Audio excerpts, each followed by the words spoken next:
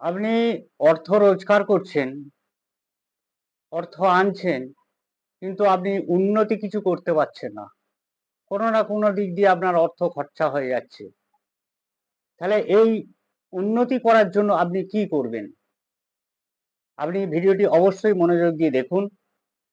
নমস্কার, আমি শ্রী বাসুদেব চক্রবর্তী, তন্ত্র জ্যোতিষ।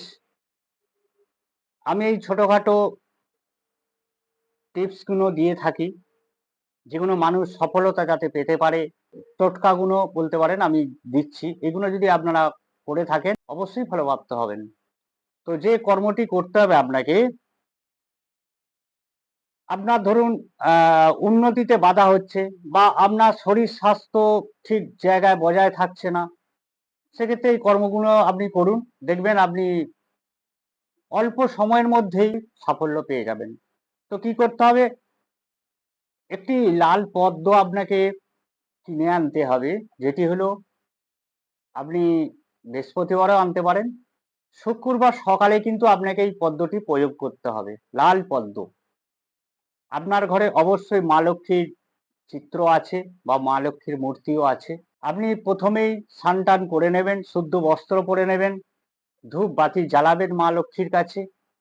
এই লাল পদ্মটি দু হাতে নেবেন, ভক্তি ভরে আপনার মনের কামনা জানিয়ে আমি যে মন্ত্রটি বলে দেবো, সেই মন্ত্রটি আপনি বলবেন 11 বার।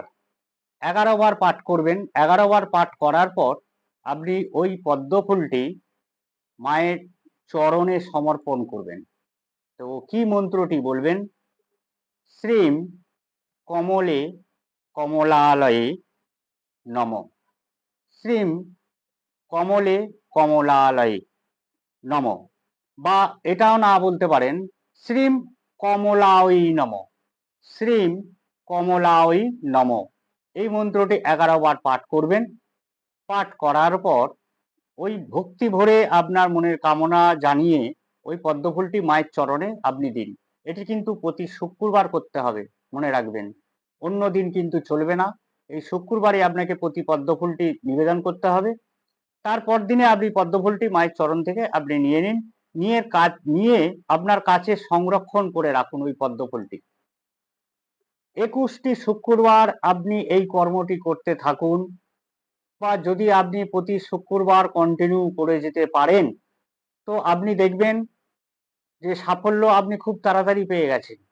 কর্মটি আপনাকে ভক্তি সহকারে মনে বিশ্বাস রেখে এই কর্মটি করতে হবে, আর মা লক্ষ্মীর কাছে প্রার্থনা করুন। দেখবেন আপনি কর্মে সাফল্য পেয়ে গেছেন। সবাই ভালো থাকবেন। যদি বিশেষ কিছু জানার প্রয়োজন হয়ে থাকে আমার মোবাইল নাম্বার দেওয়া আছে, আমার সঙ্গে যোগাযোগ করে নিতে পারেন। এবং চ্যানেলটি শেয়ার করবেন, সাবস্ক্রাইব অবশ্যই করে দেবেন, লাইক করবেন। ভালো থাকবেন সবাই। জয় শ্রী বসন্ত।